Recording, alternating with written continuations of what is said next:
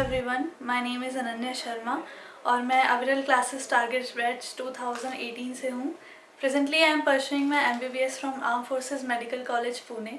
मेरा NEET score 634 था और AFMC में रैंक GM 12 थी। My all India rank was 2299. I would like to thank Aviral classes, especially Mishra sir, जिन्होंने मेरी थ्रू आउट द जर्नी में बहुत हेल्प की और मेरे पेरेंट्स का भी बहुत सपोर्ट रहा. I would like to thank them too and thank you so much Aviral classes for whatever success I have got till now.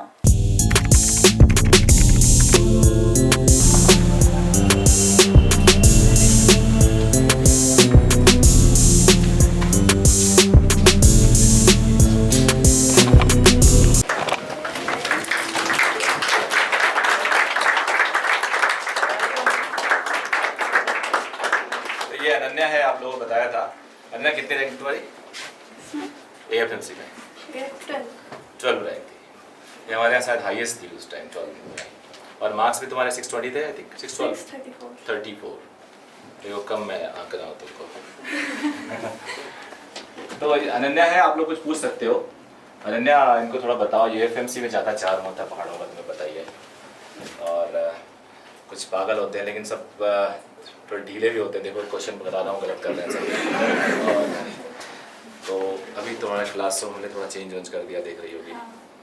तो इनको जरा कुछ थोड़ा बहुत बता दो और तुम लोग बेझिझक पूछो अनन्या से। अनन्या इज फ्रॉम डोईवाला, देहरादून से ही है and you did your schooling from saint Kabir academy. अक्सर डोईवाला के बच्चे उस स्कूल में आते हैं। Isha, you must be knowing her. Isha है तुम्हारे पापा के दोस्त की बेटी। और एक और बच्ची है ईशा, दूसरी कहाँ इंजीनियरिंग में पढ़ रही हो? अच्छा ठीक है, बैठ जाओ आप लोग। ईशा मास्क उतार दो।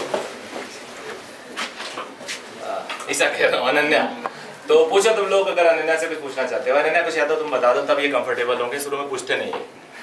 Hi everyone, I am Ananya. आप मुझसे कुछ भी बिना हेजिटेशन के बारे में से पूछ सकते हो। काफ़ी कैजुअल इंटरेक्शन रखना, ऐसा कोई फॉर्मेलिटी नहीं है। So any question regarding anything about AFMC or preparation? मैंने मेरा फर्स्ट अटेम्प्ट तो नहीं था, मेरा सेकेंड अटेम्प्ट था, but I dropped after schooling. I dropped and I took coaching from here only.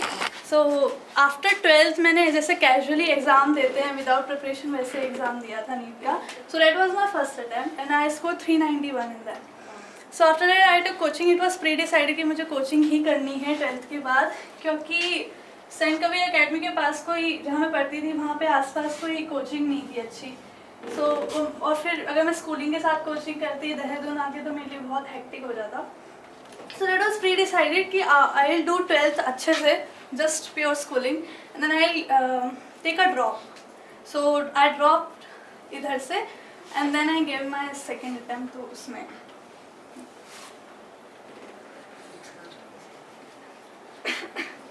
और कुछ Didi, what was your routine?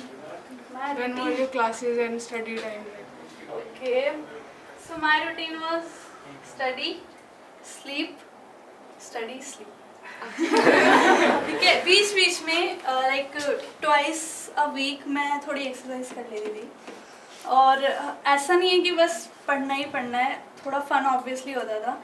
So initially 2 months जब मैंने यहाँ कोचिंग स्टार्ट किया था, मेरे लिए बहुत हेक्टिक हो रहा था अपने घर से अप एंड डाउन करना, बिकॉज इट वाज लाइक 1.5 घंटा दूर। सो मैं जाती थी आती थी तो मैं थक जाती थी, उसकी वजह से मैं अप्रोप्रिएट टाइम नहीं दे पाती थी स्टडीज़ के लिए। So I decided to take to live as a paying guest nearby. बच्चे तुम लोग सो यहीं पर पास में अनन्या, ये पहन ले। समवन, कुछ बच्चे ऑनलाइन हैं, वहाँ पे वो एक्सपेक्ट कर रहे हैं तुम्हें सुनना।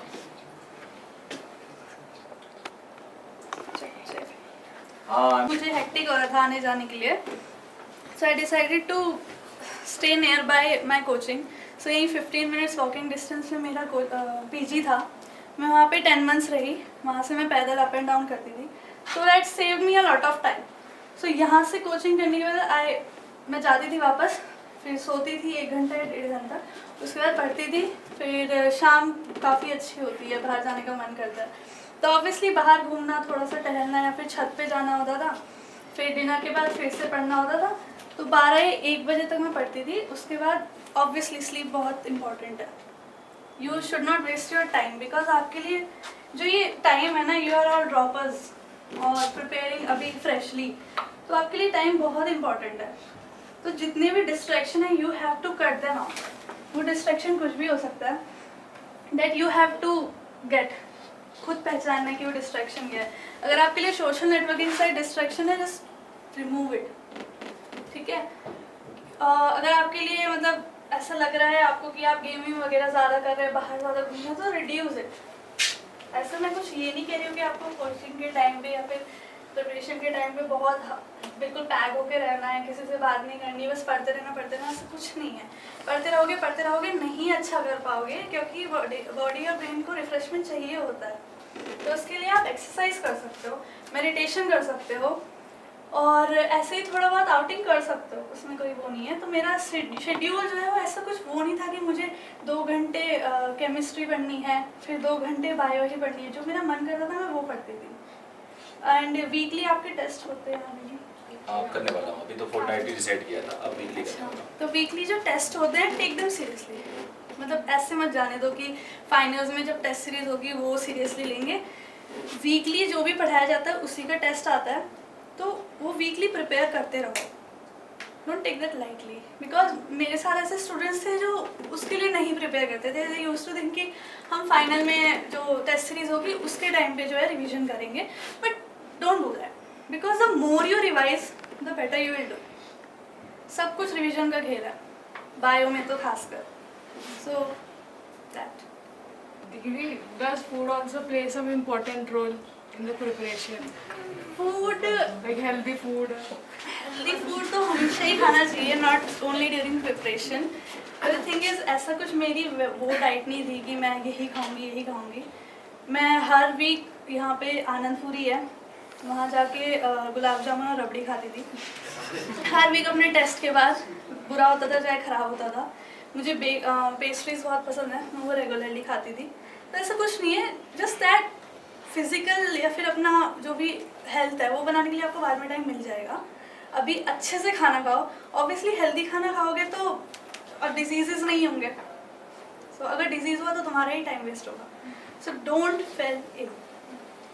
ओके, आप बिल्कुल प्योर एनसीईआरटी या कुछ मॉड्यूल जो प्रोवाइड होते थे उनसे हेल्प लेते थे? बायो में एनसीईआरटी एंड द नोट्स जो यहाँ पे टीचर्स पढ़ाते थे, जो लिखाते थे, वो जो मॉड्यूल्स यहाँ से मिलते हैं उनके एमसीक्यूज फॉर श्योर। उनकी वो जो थ्योरी होती है वो नहीं पढ़ती? थ्योरी किसकी? मॉड्यूल्स में जो थ्योरी गिवन है। थ्योरी हाँ वो पढ़ सकते हैं, बायो में मैं पढ़ती थी। ओके, वही NCERT notes and that theory and MCQs तो पक्का।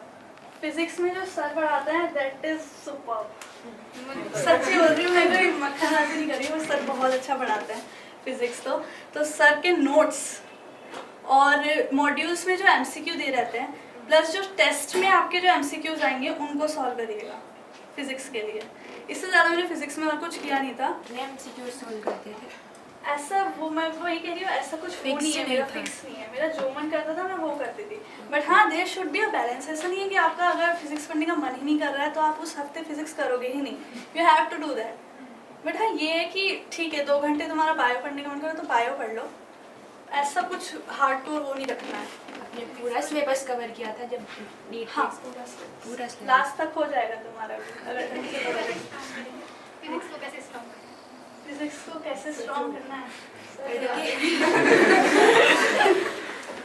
जैसे आपका नीट का स्कोर आ गया तो उसके बाद आपने अप्लाई कैसे किया और आपकी जर्नी कैसी रही, वहाँ कैसे एलिजिबल रहे, कहाँ रहे, मतलब वो कैसा एक्सपीरियंस था वो आप बताइए जरा। ओके, मतलब जब आपका नीट का स्कोर आ गया आपको वहाँ कॉल आई होगी, कॉल सेंटर ये सब, वो क्या? मतलब अगर मैं अपने एक्सपीरियंस से बोलूँ तो जो काउंसलिंग का टाइम होता है ना, that is very hectic, very hectic. मेरे लिए बहुत हेक्टिक था, क्योंकि ऐसा कुछ वो नहीं था कि मेरा एएफएमसी में सेलेक्ट हो ही जाएगा। Actually I have always aimed for AFMC only. तो बट द थिंग वाज कि मुझे एक प्लान बी भी रखना था अपने साथ। सो मेरा काउंसलिंग के थ्रू, ऑल इंडिया काउंसलिंग के थ्रू राम मनोहर लोहिया लखनऊ में आया था। उसके बाद मेरी जो स्क्रीनिंग थी एएफएमसी की, that was clashing with my screening at Ram Manohar Lohia. तो दोनों काफ़ी पास पास थी, तो मुझे पहले लखनऊ जाना पड़ा, फिर लखनऊ में एडमिशन लेके मैं वहाँ से पुणे गई। पुणे में मैंने अपना इंटरव्यू दिया एफएमसी का। फिर वहाँ से मैं घर आई। जब मेरा एफएमसी का रिजल्ट आ गया था, व्हेन आई वाज सिलेक्टेड, तो मुझे वापस से एफएमसी में जाके पहले एडमिशन कराना था, because we just had 2 days for admission there. So मैंने पहले वहाँ एडमिशन कराया पुणे में। उसके बाद पुणे से मैं फिर से लखनऊ गई। वहाँ से मैंने अपने डॉक्यूमेंट्स राम मनोहर लोहिया से वापस लिए, तब वापस मैं पुणे आई। तो इट इज़ वेरी हेक्टिक। जो उसका जब 12R और वो सब होता है उसमें क्या चीज़? एफएमसी में जब 12R वगैरह देते हैं एग्जाम, 12R टॉयलर? हाँ तो जो होता है वो, तो उसके लिए कुछ प्रिपेयर करना नो पड़ेगा? No preparation is needed. Main जो आपका होता है, keep your NEET score good and interview में जस्ट बी कॉन्फिडेंट। ऐसा कुछ वो नहीं है, बहुत मुश्किल चीज़ नहीं है। दो मुझे लगी थी कि मुश्किल चीज़ है, लेकिन ऐसा नहीं है। जस्ट बी ऑनेस्ट, अपना नीड स्कोर जितना अच्छा रख सकते हो रखो। इंटरव्यू में क्या पूछा था? इंटरव्यू में बहुत बेसिक चीज़ पूछते हैं, जैसे कि फादर क्या करते हैं, आपकी क्या हॉबी है। यू विल से कि मेरी ये हॉबी है, वहाँ पे सब कुछ रखा होगा, all the instrument will be kept there. जब बोलेंगे मुझे ये बजाना पसंद है, वो आपसे बजवाएंगे। मुझे गाना पसंद है, वो आपसे गवाएंगे। मैंने बोला था मैं गाती हूँ तो मुझसे गवाएगा। सब्जेक्ट रिलेटेड कुछ नहीं? सब्जेक्ट रिलेटेड कुछ नहीं पूछते हैं। आप एक्चुअली वहाँ पे एकदम फुल्ली ऑनेस्ट होकर बोल सकते हैं कि आप MBBS क्यों कर रहे हैं। मैं MBBS पैसों के लिए कर रहा हूँ। इसमें कोई आपको जज नहीं करेगा। वहाँ पे जो भी आया है आपके दिमाग में, जस्ट बी ऑनेस्ट। क्योंकि वहाँ पे पैनल में वो बैठे रहते हैं, साइकेट्रिस्ट बैठे रहते हैं। So they will catch if you are lying or not. तो दीदी जैसे फिजिक्स और केमिस्ट्री में आपका कोचिंग मटेरियल रहा स्टडी या कुछ आप और? MBBS के बाद क्या और करना साइड चाहती बुक हो? कोई? साइड बुक नहीं थी, अभी बस बेटा coaching ऑनलाइन वाले material। क्वेश्चन लेंगे। बस मॉड्यूल और ये आपने क्लास में जो टेस्ट कराया। में स्टार्टिंग से ही अच्छे आते थे या फिर तो आपने कैसे किया, फिर मतलब मैनेज कैसे? ऐसा नहीं था। मैं जब यहाँ आई थी, मैंने सिर्फ 12th की हुई थी। तो जब मैं यहाँ आई थी, मुझे काफ़ी ज़्यादा वो कहते हैं ना, इन्फीरियॉरिटी कॉम्प्लेक्स वो आया स्टार्टिंग में। बिकॉज मेरे साथ जो बच्चे बैठे थे, they were repeaters and they already know a lot more than me. So मुझे नहीं पता था, तो मुझे ऐसा लगता था कि how will I be able to compete with them. So but gradually यहीं पर होता है आपका सबका ना, माइंड का खेल होता है ये। You should not give up. आप ठीक है, आप लो फील करेंगे, but I think you should not give up. You just keep on working that, keep on working upon that. ठीक है, इस चीज़ की चिंता मत कीजिए कि व्हाट विल बी द फल। Just do your work and gradually जैसे जैसे आपका सिलेबस होता जाएगा cover, you will be knowing उनके जितना ही। तो एंड में आते आते आई जस्ट उनके साथ मेरा पेस बन गया था। मैम जब आपकी ज्वाइनिंग हो गई थी फिर वहाँ का क्या रहा? So you want to know about AFMC? मेरी ज्वाइनिंग हो गई थी। ओके, AFMC के बारे में हम बाद में डिस्कस करते हैं। पहले कुछ प्रिपरेशन से रिलेटेड है उसके बारे में। आप जैसे नीट एग्ज़ाम से पिछले वाले दिन आप कॉन्फिडेंट थे कि मतलब मुझे आता है और मैं कर पाती हूँ, या कुछ था कि Okay. कुछ बच्चा मैं है? बताती हूँ। नीट से एक दिन पहले, एक रात पहले मैं रो रही थी क्योंकि मैं बहुत डरी हुई थी। सो हर सवाल का जवाब आपके पेरेंट्स के पास होता है। अगर आप कभी भी लो फील करें तो go and talk to your parents. वो आपको बहुत अच्छे से समझाएंगे and you won't feel bad. मैं गारंटी दे रही हूँ, आप निराश नहीं होंगे उनसे एडवाइस लेके। So I just talk to my father and he said, बेटा इस बार नहीं, अगली बार कराएंगे, कोई बात नहीं, ड्रॉप करना है। उन्होंने ये नहीं बोला कि हो जाएगा हो जाएगा। उन्होंने मुझे और ईजी आश्वासन दिया कि इस बार नहीं हुआ तो और अगली बार करा लेंगे। जो कि इतना ऑप्टिमिस्टिक जवाब तो नहीं था, but still I felt better because parents में होता है वो मैजिक। सो कुछ भी डिप्रेशन वगैरह कुछ भी हो, just talk to your parents, they will support you. और हाँ, जिस दिन नीट का एग्ज़ाम हो उस दिन आपकी प्रिपरेशन कैसी भी हो, obviously it is going to depend कि आपका प्रिपरेशन कैसा है। लेकिन जब आप एग्ज़ाम हॉल में घुसते हैं, just take a positive mindset in your brain कि आपको सारे क्वेश्चंस करने हैं, अच्छे से करना है, एकदम दिमाग खोल के करना है। क्योंकि एग्ज़ाम टाइम पे आप छोटी छोटी मिस्टेक्स करते हैं। यूनिट का मिस्टेक हो गया, फैक्टर में कन्वर्जन नहीं किया, इन सब की वजह से मिस्टेक हो जाती है, हम मार्क्स लूज़ कर देते हैं पूरे 4 के 4। तो आपका टाइम मैनेजमेंट कैसे होता था? आप 3 घंटे में पेपर कर लेते थे, मतलब जो जैसे 3 घंटे? जैसे इस बार जब हमें प्रॉब्लम हुई है, टाइम मैनेजमेंट नहीं हो गया, जो नीट का पेपर था तो हमारा टाइम मैनेजमेंट नहीं। जो आपके टेस्ट सीरीज होंगे ना, हाँ, हर हफ्ते होंगे, तो आप अपने हिसाब से अपने लिए खुद सोचना या फिर खुद रियलाइज़ करना कि आपको क्या सूट करता है। आप पहले बायोलॉजी करते हैं या फिर फिजिक्स करते हैं, केमिस्ट्री करते हैं, वो आपका खुद का पैटर्न है। जो मोस्ट फॉलोड होता है, वो बायो पहले करते हैं, फिर केमिस्ट्री एंड देन फिजिक्स। मैं भी ऐसे ही करती थी। तो जो टेस्ट सीरीज में जो पैटर्न फॉलो करते हो ना, जस्ट, और जब आपको लगता है कि हाँ ये ठीक है मेरे लिए, just keep on following that. और एग्जाम में भी वही फॉलो करना, एकदम एंड मोमेंट पे चेंज करने की जरूरत नहीं है। क्या सबसे ज़्यादा टफ सब्जेक्ट कौन सा लगता है? सबसे ज़्यादा टफ सब्जेक्ट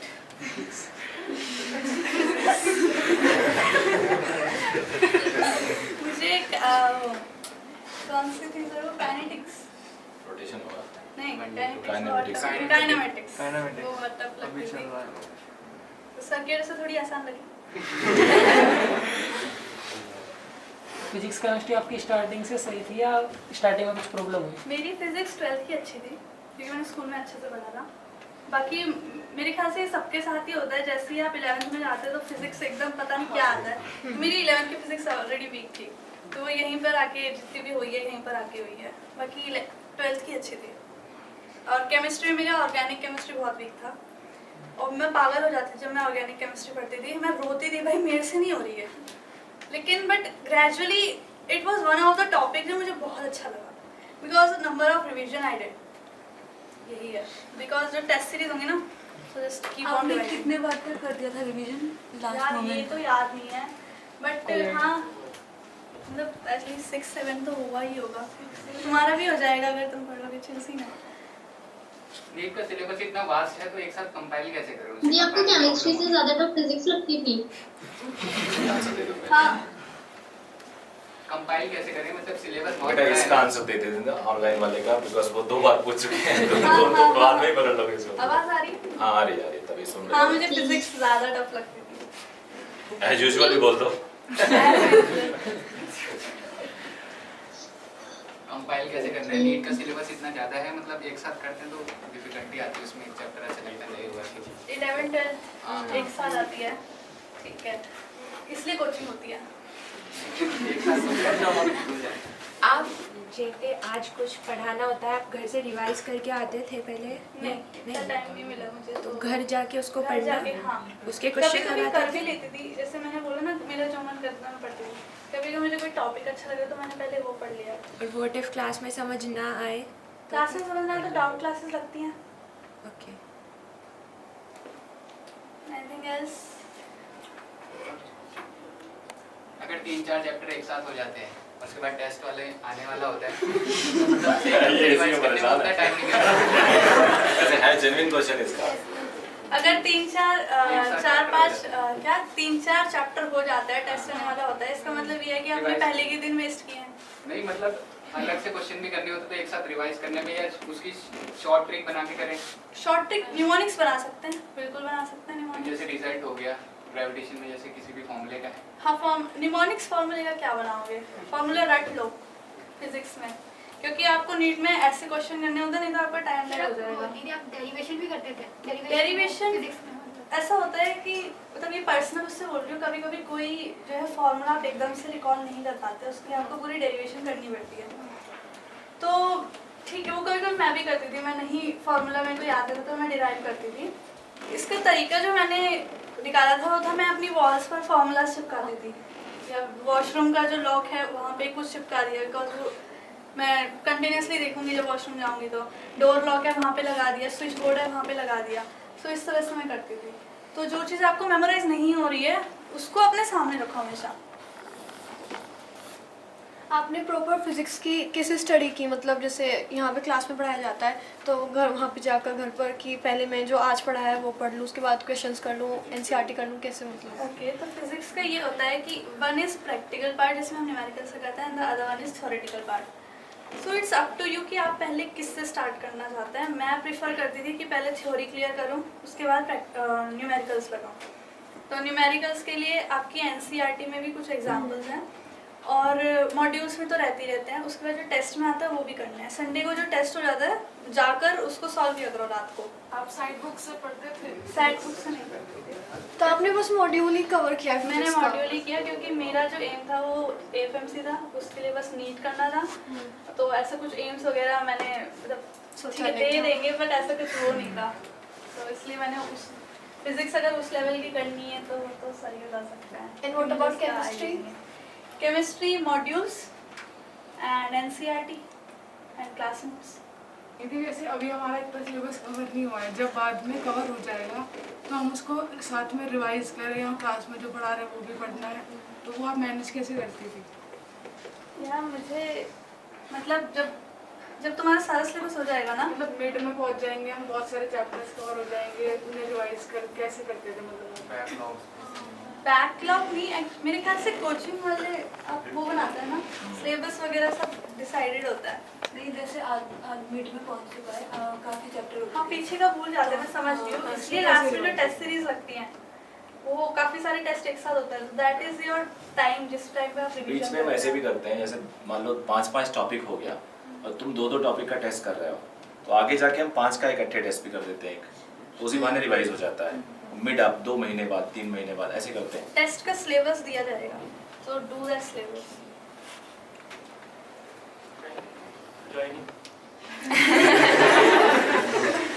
बाकी सब क्लियर है, कुछ और तो नहीं पूछना? Okay, so you want to ask about FMC, क्या पूछना है? मैम जब सेक्शन हो गया, इंटरव्यू सब कुछ ज्वाइन किया, आपको बुला दे कि आप एडमिशन हो गया, मतलब आप शुरू हो जाएगा, तो क्या आप कब गए थे, कैसा रहा था फर्स्ट ईयर, मतलब क्या हर चीज़? बेसिकली इसको वहाँ का ग्लैमर जानना है। ओके, सो तुम चाहोगे you have to wear white uniform, ठीक है? गर्ल्स का पूरा वाइट सूट होता है, बॉयज़ का पेंगुइन ड्रेस हम उसको बोलते हैं। So they wear black pants and with a white tie and sorry black tie and white full sleeve वो, सो बेल्ट नहीं पहनते। मतलब तुम लोग एक साथ जाओगे, मतलब फ्रेशर जो बैच होता है वो एक साथ जाता है, दे नेवर गो अलोन कहीं भी, क्योंकि हमारी जो अपब्रिंगिंग होती है फ्रेशर टाइम से ही, उसमें वो इस बात पे ध्यान देते हैं कि पूरे बैच के लोगों में यूनिटी हो।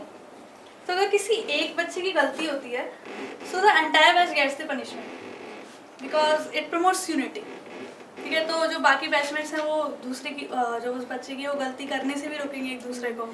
सो ये है, जब जाते हैं तो मोस्ट ऑफ द एक्टिविटीज़ जो होती हैं वो फ्रेशर बैच करता है, जो इमीडिएट सीनियर बैच होता है दे ऑर्गेनाइज द एक्टिविटी, और जो उसको एग्जीक्यूट करते हैं वो फ्रेशर बैच होता है। And there are a lot of activities, a lot of activities. तुम्हें जो हॉबी परस्यू करनी है तुम एफएमसी में परस्यू कर सकते हो। उधर जाके भी पढ़ना पड़ता है। ये सारे कैसे छूटे बस। इतना ही क्या, मतलब कुछ लीज मिल जाती है?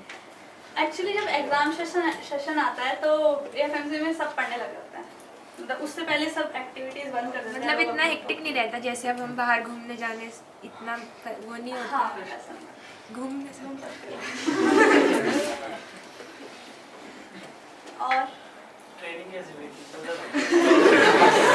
अभी मैं इसका एक अलग से डिस्कस करके वीडियो बना के तुम्हें भेज दूंगा। एफएमसी के अंदर दीदी आप नॉर्मल कितने घंटे पढ़ते थे? नॉर्मल कितने घंटे पढ़ते थे वो पूछ रही है लड़की।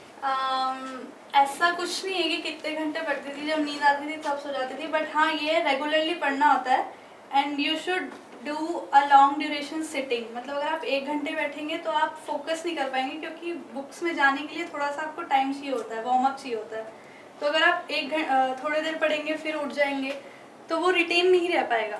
तो you should do long hours का सिटिंग, जैसे 1 घंटा अच्छे से बैठे, फिर 5 मिनट्स का ब्रेक, फिर रिटर्न हो गए अपनी स्टडीज़ पे।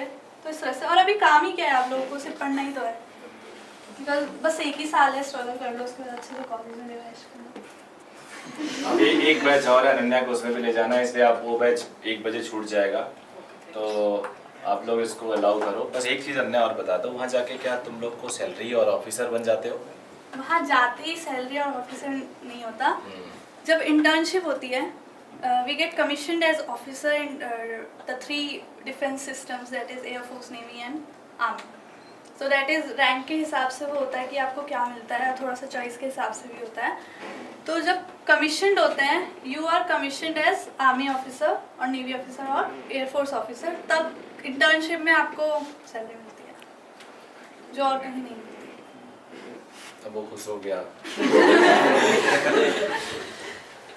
उससे पहले you are a medical cadet. दीदी आपको माधुरी मैम से मिलके कैसा लगा था फर्स्ट माधुरी मैम से मैं एज सच मेरा इंटरेक्शन नहीं है क्योंकि जब मैं गई तो वो टीम चेंज हो गई थी, बट हाँ I have seen her running in our track उस टाइम पे।